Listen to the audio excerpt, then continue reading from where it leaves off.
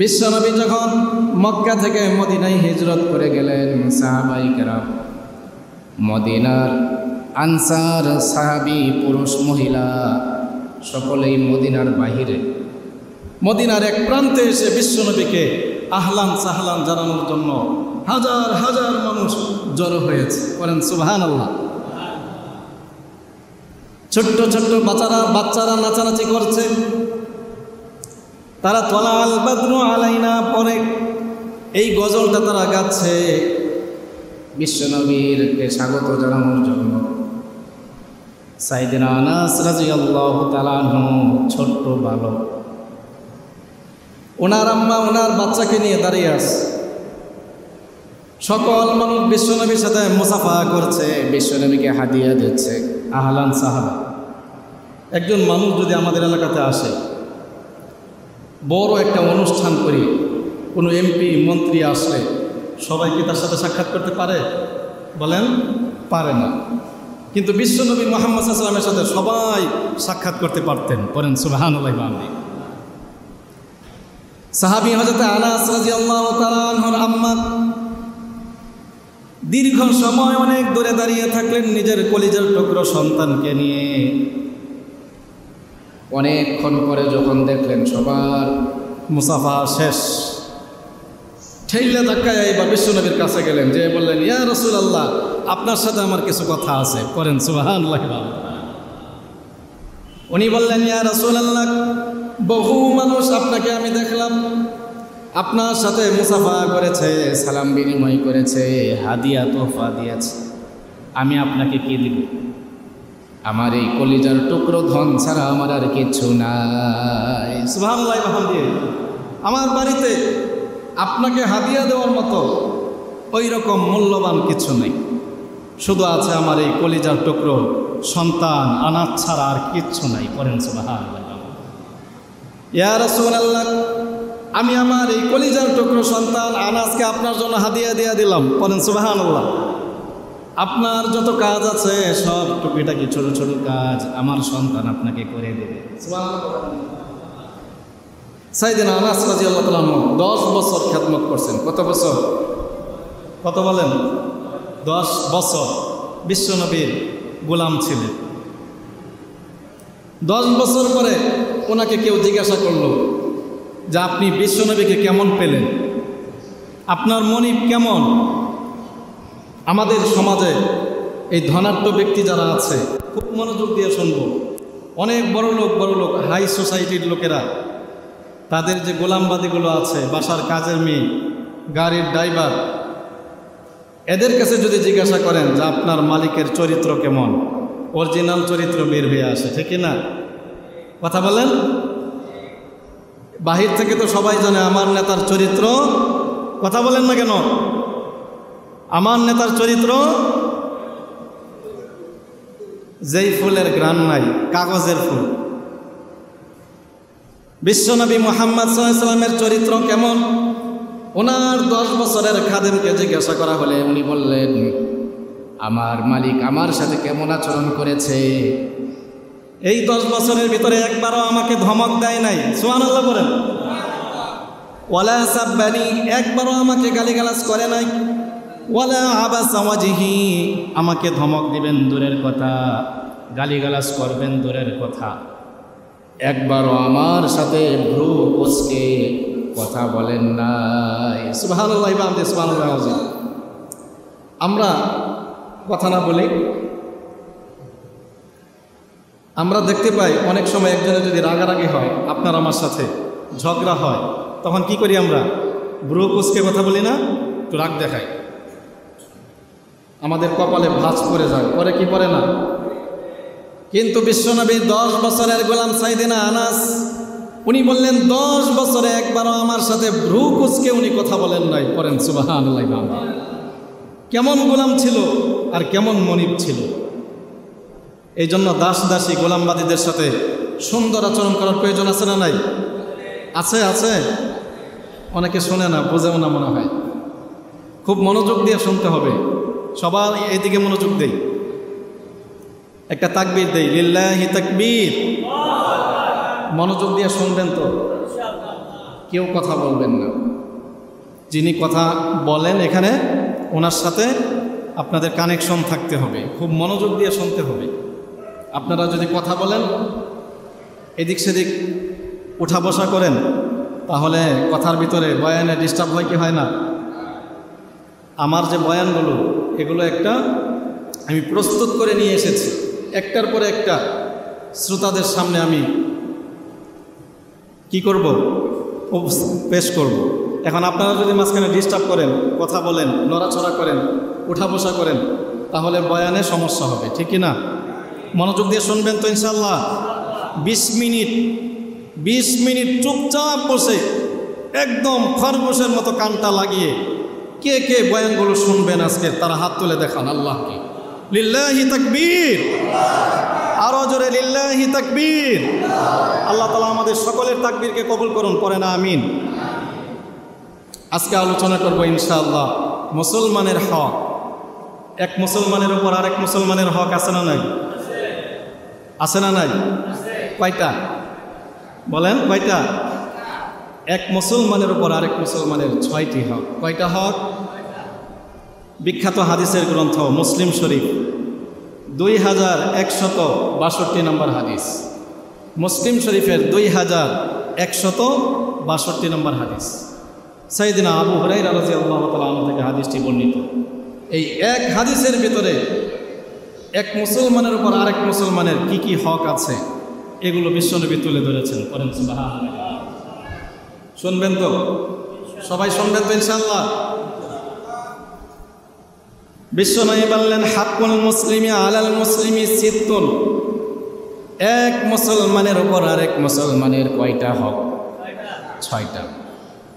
এক নাম্বার হলো ইদা লাকিতুহু ফাসাল্লিম আলাইহি। এক নাম্বার হক হলো এক মুসলমানের সাথে আরেক মুসলমানের সাক্ষাৎ হলে সালাম দিতে হবে। কি দিতে হবে? সালাম। আসসালামু আলাইকুম ওয়া রাহমাতুল্লাহ। সালামটা আমরা অনেকে বিশুদ্ধভাবে দিতে পারি না। আসসালামু আলাইকুম, এটা আইন। আসসালামু আলাইকুম হবে না, আলাইকুম বলা যাবে না, মনে রাখবেন। এই জন্য সালামটা সবাই সুন্দরভাবে বিশুদ্ধভাবে যে কোনো হুজুরের কাছ থেকে শিখে নেবেন। রাজি আছেন ইনশাআল্লাহ? প্রত্যেকের সালাম মসজিদের ইমাম সাহেব হুজুরকে শোনাবেন। রাজি আছেন তো ইনশাআল্লাহ? সবাই শোনাইবেন ইনশাআল্লাহ। অনেকের সালাম হয় না। সালাম যদি সহি না হয় অর্থ পরিবর্তন হবে, আর অর্থ পরিবর্তন হয়ে গেলে আপনার কিন্তু গুনাহ হবে, সব আর হবে না। ঠিক আছে ইনশাআল্লাহ? সালাম দিতে হবে, সালামের প্রচার প্রসার করা। সালাম অনেক দামি একটা সম্পদ। সালাম হলো আল্লাহ তাআলার একটা গুণবাচক সিফাতি নাম। করেন সুবহানাল্লাহ। আল্লাহর একটা সিফাতি নাম। আল্লাহ বললেন, আমার এই সিফাতি নামটা সালাম। এই সালাম আমার সিফাতি নামটা আমি আমার সকল বান্দাবান্দীদেরকে হাদিয়া দিয়ে দিলাম। দুনিয়ার সকল মানুষকে আমি হাদিয়া দিয়ে দিলাম সালাম। অতএব চলতে ফিরতে উঠা বসায় এক মুসলমান আরেক মুসলমানকে সালাম দিবে, আসসালামু আলাইকুম ওয়া রাহমাতুল্লাহ। সুবহানাল্লাহ বলেন। আমরা এখন সালাম দিতে চাই না। কেন যে আমাদের এই অবস্থা আমি এটাই বুঝি না। অনেকে মুখ গম্ভীর করে রাখে যে সালাম আমি কেন দিব, আমাকে আরেকজনে দেবে, এরকম আছে না নাই? আবার অনেক মুরব্বীরা আছে, তারা মনে করে ছোট ছোট বাচ্চা বা আমার ছোট যারা আছে যুবকরা, তারা আমাকে সালাম দিবে, আমি মুরব্বী মানুষ, ঠিকই না? আছে না নাই? এইগুলো করা যাবে না। আপনি মুড নিয়ে থাকবেন, এই মুড নিয়ে থাকলে হবে না। আপনি মুরব্বী হন আর যুবক হন, বাচ্চা হন, পুরুষ হন, মহিলা হন, মালিক হন, গোলাম হন, আপনি যে কেউ হন না কেন, আপনি আগে সালাম দেওয়ার চেষ্টা করবেন। করেন সুবহানাল্লাহ। বিশ্বনবী বললেন যে আগে সালাম দিবে সে অহংকার থেকে মুক্ত। করেন সুবহানাল্লাহ। অহংকার থেকে মুক্ত হতে চান না? যদি মুক্ত হতে চান আগে সালাম দিবেন সব সময়। কে ছোট কে বড় এটা দেখবেন না। কে আপনার সন্তান হতে পারে, আপনার বিবি হতে পারে, আপনার ভাই, ছোট ভাই হতে পারে, তাকেও আপনি আগে সালাম দিবেন। ঠিক আছে না ইনশাআল্লাহ? এই সালাম অনেক বড় একটা দামি সম্পদ। সালামের মাধ্যমে পরস্পরের ভিতরে মিল মোহাম্মদ ভালোবাসা সৃষ্টি হয়, পড়েন সুবহানাল্লাহ। এই সালামের মাধ্যমে শত্রু বন্ধুতে পরিণত হয়, পড়েন সুবহানাল্লাহ। সালামের মাধ্যমে ঝগড়া মীমাংসাতে রূপান্তরিত হয়, পড়েন সুবহানাল্লাহ। যার সাথে আপনার ঝগড়া আছে, যার সাথে আপনি কথা বলেন না, মারামারি করেন, মামলা মোকদ্দমা আছে, ঘরের বিবির সাথে ঝগড়া, কথা বলেন না, তো আপনি বেশি বেশি সালাম দিবেন। কি করবেন? এই যে দরবার, বিভিন্ন এলাকার মাতবর টাতবর দিয়ে দরবার, এগুলো করেন, এগুলো কি করেন না, আজ থেকে এগুলো বাদ দেন। এই সমস্ত দরবার টরবার ইসলামে নাই, এগুলো বাদ দেন। নিজের ঝামেলা নিজেই মীমাংসা করে ফেলবেন। কিভাবে জানেন? শত্রুকে বেশি বেশি সালাম দিবেন, পড়েন সুবহানাল্লাহ। বেশি বেশি সালাম দিবেন। এক সপ্তাহ যে আপনার শত্রু, আপনার বিবির সাথে ঝামেলা, বেশি বেশি সালাম দিবেন। এক সপ্তাহ পরে দেখবেন শত্রু বন্ধু হয়ে গেছে, বলেন সুবহানাল্লাহ। আর কোনো ওষুধ নাই, এটাই সবচেয়ে বড় ওষুধ। করবেন তো ইনশাল্লাহ? সবাই বলে না, বলেন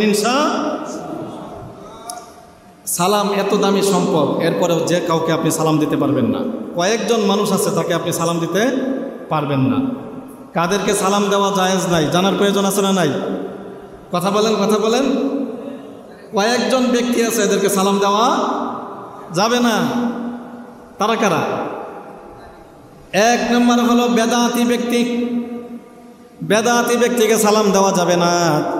যে মাজারের ভিতরে প্রকাশ্যে সেজদা দেয়, আছে না এরকম মানুষ? মাজারে সিন্নির আয়োজন করে, আছে না? এদেরকে বলা হয় বেদাতি।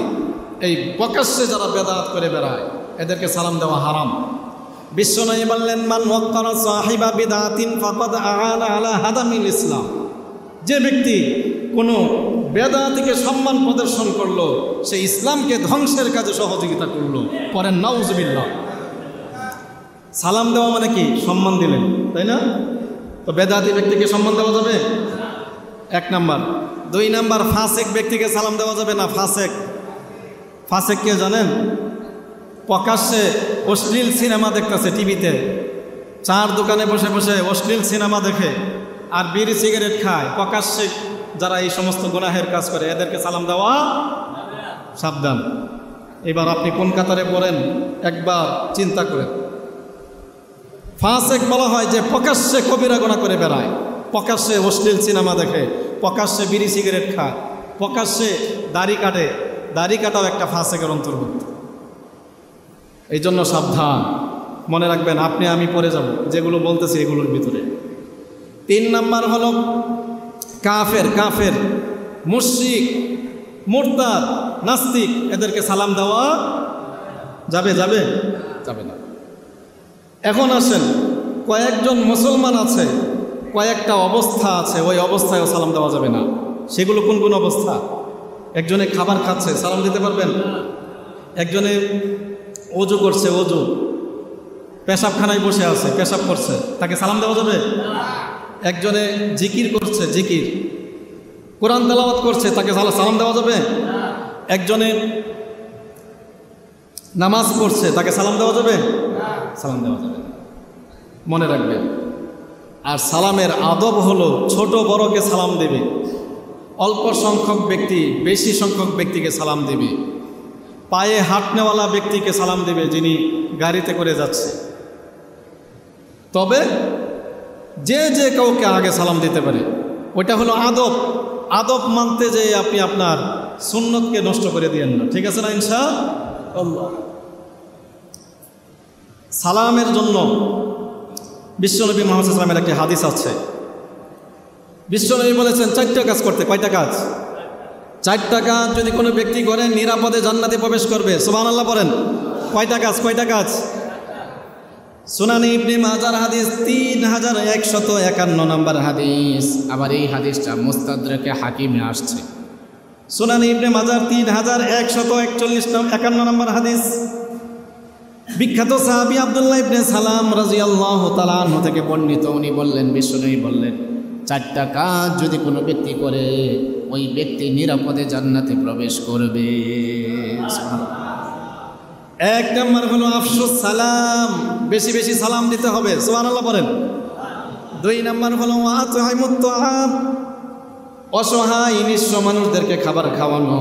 3 নাম্বার হলো ওয়াসিলুল আরহাম, ওয়াসিলুল আরহাম, আত্মীয় স্বজনের সাথে সুসম্পর্ক রাখা। আত্মীয় স্বজনের সাথে খারাপ আচরণ করা যাবে না। সর্বশেষ হলো ওয়াসাল্লু বিল্লাইলি ওয়ান নাসু নিয়াম। 4 নাম্বার, গভীর রাত্রিতে মানুষ যখন সবাই ঘুমিয়ে যাবে, ওয়াসাল্লু বিল্লাইলি ওয়ান নাসু নিয়াম, তখন আপনি ঘুম থেকে জাগ্রত হয়ে ওযু করে তাহাজ্জুদের নামাজ পড়বেন। সুবহানাল্লাহি ওয়া বিহামদিহি। এই 4টা কাজ যদি আপনি করতে পারেন, আপনি নিরাপদে জান্নাতে চলে যাবেন। সুবহানাল্লাহ পড়বেন না? করবেন তো ইনশাআল্লাহ? করবেন তো? আবার বলবো 4টা কাজ, আবার বলবো। 1 নাম্বার হলো আফসুস সালাম, সালামের প্রচার প্রসার করা। 2 নাম্বার হলো ওয়াত'আমুত তাআম, অসহায় মানুষকে খাবার খাওয়ানো। 3 নাম্বার হলো ওয়াসিলুল আরহাম, আত্মীয় স্বজনের সাথে সুসম্পর্ক রাখা। 4 নাম্বার হলো ওয়াসাল্লু বিল্লাইলি ওয়ান নাসু নিয়াম, গভীর রাত্রি যখন হয়ে যায় তখন ঘুম থেকে উঠে নামাজে দাঁড়িয়ে যাওয়া। সুবহানাল্লাহি ওয়া বিহামদিহি। আপনি সুবহানাল্লাহ বলবেন না? অনেকে সুবহানাল্লাহ বলে না, চিন্তা করে সুবহানাল্লাহ বললে হুজুর আমি সব টপ দরকার নাই, এরকম নেই। নাউজুবিল্লাহ বলেন, চিৎকার করে বলেন সুবহানাল্লাহ। সব সময় পড়বেন তো ইনশাআল্লাহ? নাকি পেটে খিদা আছে? পেটে খিদা আছে? আরে নামাজ পড়েই তো যে খাবেন। আল্লাহর জন্য একবার চিল্লান দিলেন, সকলেই করবো তো ইনশাআল্লাহ?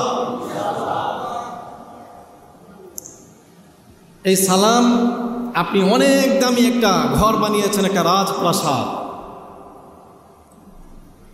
প্যালেস বানাইছেন, আছে না? অনেক কোটি কোটি টাকা দিয়ে আপনি একটা ঘর বানিয়েছেন। আপনি আপনার নিজের ঘরে প্রবেশ করতে পারবেন না যতক্ষণ না আপনি সালাম দিবেন, ঠিক না? নিজের ঘরেও সালাম ছাড়া প্রবেশ করার অনুমতি ইসলাম আপনাকে দেয় নাই। পড়েন সুবহানাল্লাহ। এটা আছে কোরআনে। আল্লাহ কোরআনে বলে দিয়েছেন নিজের ঘরে প্রবেশ করতে হলেও সালাম দিতে হবে। হাজার হাজার কোটি টাকা দিয়ে, শত শত কোটি টাকা দিয়ে আপনি একটা ঘর বানিয়েছেন, একটা বাড়ি বানিয়েছেন, ওই বাড়িতে প্রবেশ করবেন, সালাম ছাড়া আপনি ঢুকতে পারবেন না। সুবহানাল্লাহ বলেন। আল্লাহ কোরআনে বললেন সূরাতুন নূর 61 নম্বর আয়াত, ফাইযা দাখালতুম বুয়ুতান ফাসাল্লিমু আলা আনফুসিকুম তাহিয়াতাম মিন ইনদিল্লাহ। ও দুনিয়ার মানুষ, নিজের ঘরে প্রবেশ করতে পারবে না যতক্ষণ না তুমি সালাম দিবে। সুবহানাল্লাহি ওয়া বিহামদিহি। ফাইযা দাখালতুম বুয়ুতান ফাসাল্লিমু আলা আনফুসিকুম, তুমি তোমার নিজ ঘরে প্রবেশ করার সময় ঘরের ভিতরে যারা আছে তাদেরকে সালাম দিয়ে তারপরে প্রবেশ করবে। পড়েন সুবহানাল্লাহ। আবার আপনি আরেকজনের বাড়িতে যাবেন, আরেকজনের ঘরে যাবেন, সেখানেও আপনি সালাম ছাড়া প্রবেশ করার অনুমতি ইসলাম আপনাকে দেয় নাই, দিয়েছে? সেটা আল্লাহ কোরআনে বললেন সূরাতুন নূরের 27 নম্বর আয়াত, ইয়া আইয়ুহাল্লাযীনা আমানু লা তাদখুলু বুয়ুতান গায়রা বুয়ুতিকুম হাত্তা তাস্তানিসু ওয়া তুসাল্লিমু আলা আহলিহা। আল্লাহু আকবার বলেন। আল্লাহ বললেন, হে মুমিনগণ, যখনই তোমরা অন্যের ঘরে প্রবেশ করবে ততক্ষণ পর্যন্ত সেখানে ঢুকবে না যতক্ষণ না সালাম দিবে। পড়েন সুবহানাল্লাহ। হাত্তা তাস্তানিসু ওয়া তুসাল্লিমু, অনুমতি ছাড়া, সালাম ছাড়া আরেকজনের ঘরে প্রবেশ করার অনুমতি আল্লাহ আপনাকে দেন নাই। পড়েন সুবহানাল্লাহ। এখন যেই ঘরে কেউ থাকে না, একটা করে ঘর আছে, যেই ঘরটাতে কেউ থাকে না সেখানে আপনি প্রবেশ করবেন, এখন কি করবেন বলেন? এখন কি সালাম দেওয়ার প্রয়োজন আছে না নাই? একটা করে ঘর, যেই ঘরে কেউ বসবাস করে না, একটা গোডাউন, কেউ থাকে না, মানুষ থাকে না, পশু পাখি কিচ্ছু থাকে না, সেই ঘরে ঢুকতে হলেও আপনাকে সালাম দিয়ে প্রবেশ করতে হবে। পড়েন সুবহানাল্লাহ। কত সুন্দর ইসলাম, কত চমৎকার! ইসলামের আদর্শ যদি মানেন প্রত্যেকটা জায়গায় শান্তি চলে আসবে। পড়েন সুবহানাল্লাহ। বিশ্বনবী বললেন তুমি খালি ঘরে প্রবেশ করবে, সেখানেও সালাম দিবে, তবে সেখানের সালামটা একটু ব্যতিক্রম, একটা ব্যতিক্রম। ওই সালামটা হলো আসসালামু আলাইনা ওয়া আলা ইবাদিল্লাহিস সালিহিন। আল্লাহু আকবার বলেন। আমরা আত্তাহিয়াতুর ভিতরে পড়ি আসসালামু আলাইনা ওয়া আলা ইবাদিল্লাহিস সালিহিন। আমি সালাম দিলাম এই ঘরের ভিতরে যারা আছে, আসসালামু আলাইনা ওয়া আলা ইবাদিল্লাহিস সালিহিন, আল্লাহর নেককার বান্দা বান্দীদের উপর আমি সালাম দিলাম। সুবহানাল্লাহ। এই জন্য সালামের অভ্যাস করবো তো ইনশাআল্লাহ।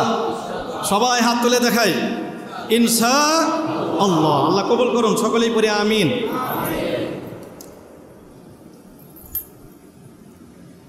বিশ্বনবী বললেন এক মুসলমানের উপর আরেক মুসলমানের 6টা হক। কয়টা হক?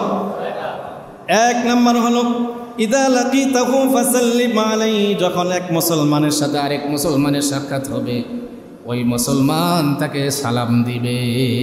সুবহানাল্লাহ বান্দি।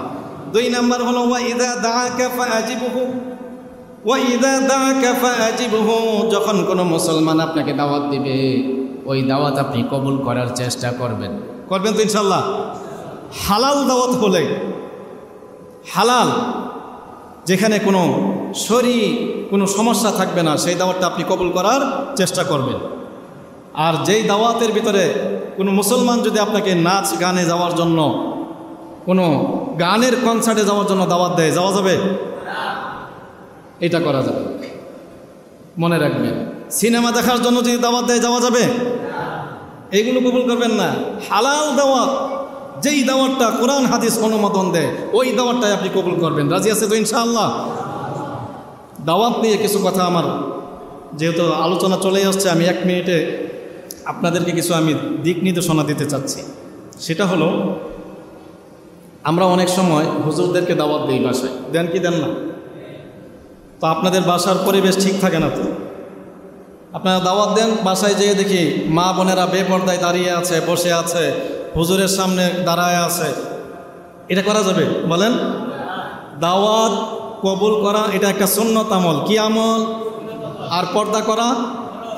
তা আপনি হুজুরকে সুন্নতের উপর আমল করতে যাই হুজুরের ফরজ নষ্ট করলেন, গুনাহগার কে হবে? গুনাহগার কে হবে? হ্যাঁ, উভয়ে গুনাহগার হবে নাকি? যিনি দাওয়াত দেন নিলেন, হুজুর তো বাধ্য, আপনি গুনাহগার হবেন, আপনার কবিরা গুনাহ হবে, আপনার হুজুর গুনাহগার হবে না তো। অতএব যারা বাসার পরিবেশ ঠিক নাই তারা আমাকে দাওয়াত দিবেন না। আজ থেকে আমি আপনাদেরকে একটা পরামর্শ দিচ্ছি, বাসায় যদি পর্দার ব্যবস্থা না থাকে আমাকে, অন্য হুজুরদেরকে দাওয়াত দিবেন কি দিবেন না এটা আপনাদের বিষয়, আমাকে আপনারা দাওয়াত দিবেন না, আমি মানা করে দিলাম। আর যদি দেন, একই বাসায় দেখি যে পর্দার সমস্যা আছে, আমি কিন্তু এটা বয়ানে বলবো। আমি আগে আপনাদেরকে সতর্ক করে দিচ্ছি, আপনারা যদি লজ্জা পেতে না চান তাহলে আমাকে বেপর্দায় পরিবেশে আপনারা আমাকে দাওয়াত করবেন না ইনশাআল্লাহ। এটা গেল একটা বিষয়।